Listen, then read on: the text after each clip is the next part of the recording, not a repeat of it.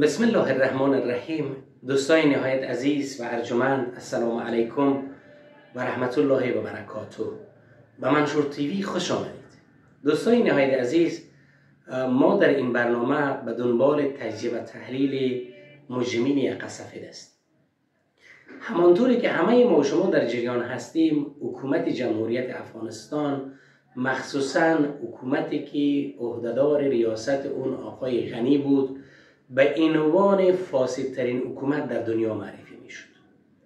دلیل این که حکومت جمهوریت افغانستان به عنوان فاسدترین حکومت معرفی می شد این بود که در لایه های بالایی از حکومت مجرمین یقه سفید ایفای وظیفه می کردن. اینا وکلای پارلمان بودن، وزیر بودن، یک تعداد افراد ذی نفوذی که مثلا مورد حمایت و مورد تایید حکومت جمهوریت قرار داشت، به یک نحوی با حکومت رابطه داشت. حالا پرسش که مطرح میشه، مجرمین یقه سفید چه نوع مجرمین هست؟ دوستای عزیز، اگر ما مجرمین به دو دسته تقسیم بکنیم، مثلا یک تعداد از مجرمین احساسی هستند که اینا در تعامل با دیگران، در رفتار خود با دیگران، اون احساس خود کنترل نمیتونه، همیشه از خشونت استفاده میکنه. ممکن است مرتکب جرم ضرب و جرح شوند، ممکن است حتی مرتکب جرم قتل شوند. پس اینا در ارتکاب جرم خود در یک ساختار مجرمانه قرار نداره.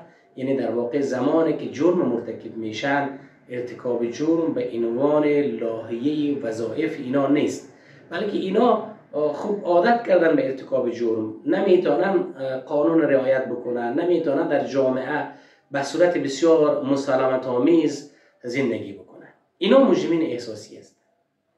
در مقابل ما مجرمین یقه سفید را داریم که خطرناکترین مجرمین هست و میتونه امنیت سراسری جامعه را به خطر مواجه بسازد و اذهان عمومی جامعه را خدشه‌دار بکنه.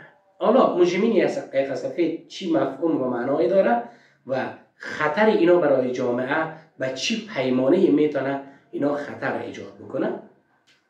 دوستای نهایت عزیز، یکی از ویژگی های مجرمین یقه سفید اینا هست که اینا در یک ساختار و در یک تشکیلات مجرمانه کار میکنن.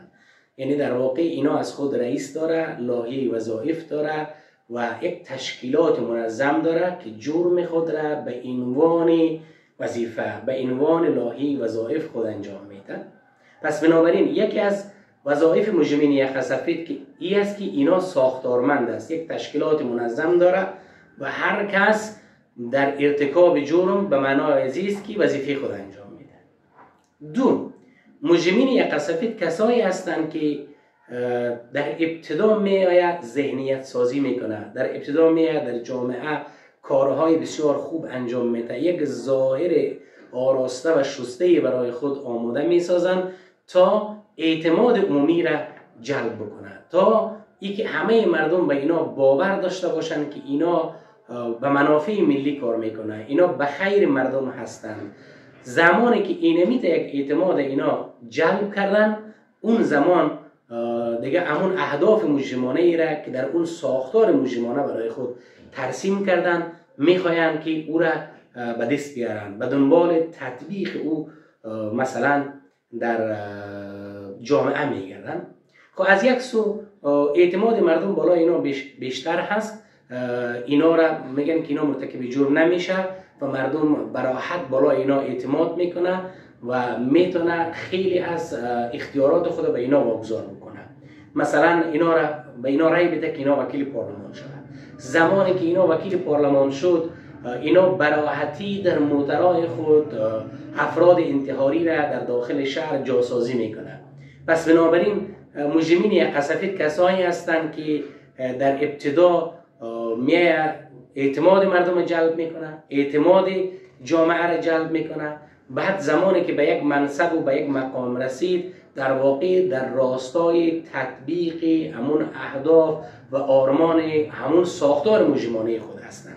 مثالش هم به شما عرض کردم، بعضی آدم ها می آمدن که کارهای عامل منفعه زیاد انجام میدادند، صحبت‌های بسیار خوب میکردند، طوری وانمود میکردند که به خیر مردم هستند. خود کاندید میکردند. زمانی که به پارلمان اینا موفق میشدند کارهای بسیار مجرمانه را انجام میدادند. همانطوری که همه ما شما در جریان هستیم، مثلا در خصوص معادنی که در ولایت بدخشان قرار داره بسیاری از وکیلا دست داشته در اونجا. افراد عادی توان قاچاق مثلا اون منرال هایی که از معادن در بدخشان به دست میاد توان قاچاق او را نداره. بسیاری از وکلای پارلمان از جمله فوزیه کوفی را خیلی ها میگن که این اصلا قاچاق بر بوده، از حتی انسان قاچاق میکرده، چی برسه به این که مثلا اون زمرد و اون سنگ های قیمتی که در بدخشان وجود داشته چی برسه به این.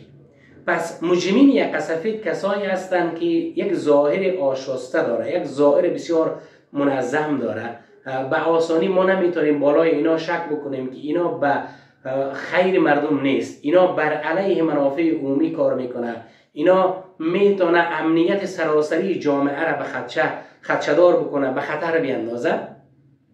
عرض کردیم خب امنیت جامعه را چطور یک مجرمین یک سفید به خطر میندازه؟ زمانی که یک وکیل پارلمان میه کار قاچاق سنگ‌های قیمتی رو میکنه، خب بعضی وقتا بعضی از پلیسا را اینا پول میده که اینا را بررسی نکنه و او تعدادی از نیروهای امنیتی که مثلا رشوت نمیگیره حتی با اونا حاضر میشن که درگیری های مسلحانه بکنه و راه و مسیر محموله های مثلا قاچاق خود از سنگ های قیمتی خود را با زور اسلحه و تفنگ باز بکنن و از این رهگذر امنیت سراسری جامعه را به خطر بیندازن و باعث شود که خیلی از افراد اشخاص جان خود را از دست بدن. دوستان عزیز، در این قسمت ما میخوایم شما یک بار این ویدیو رو تماشا بکنید، بعد در ادامه این ویدیو صحبت‌های دیگه هم ما با توفیق پروردگار به یمن مظلومیت شهدای ما و به یمن پاکی خون شهدای ما امیدوار هستم که سال جاری 25 سال آزادی افغانستان و پیروزی ملت افغانستان بوده باشه.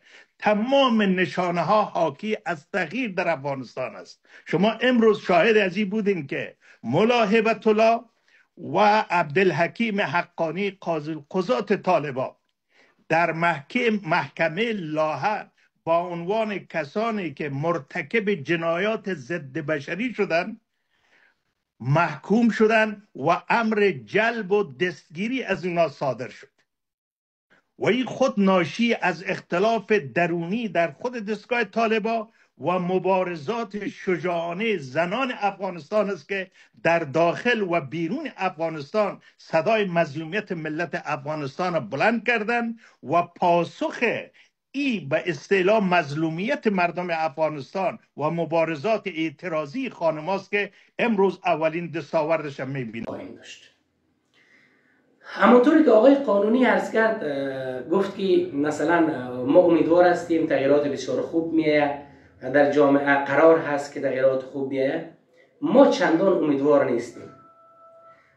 مثلا حکومت قبلی طالبان زمانی که سقوط کرد باز هم شما آمدید آقای قانونی، اکثریت مثلا چوکی های دولت را شما اختصاص دادید. یعنی در واقع کسایی آمدن که طرفدار باندهای مجرمانه بودند، کسایی آمدن که اصلا منافع ملی افغانستان به اونا ارزش نداشت، منافع ملی را به عنوان یک مثلا منبع درآمد و یک راه درآمد برای شخص خودش و برای شرکت مجرمانه خودش تلقی می‌کردند.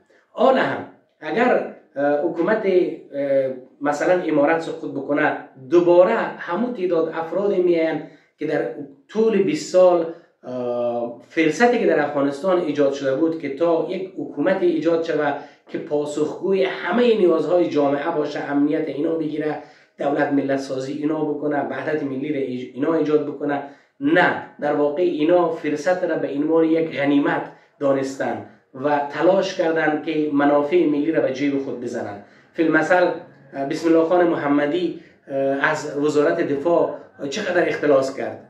طبق گزارش هایی که ما مثلا مطالعه میکنیم 900 میلیون دلار را این آدم اختلاس کرده، دزدی کرده.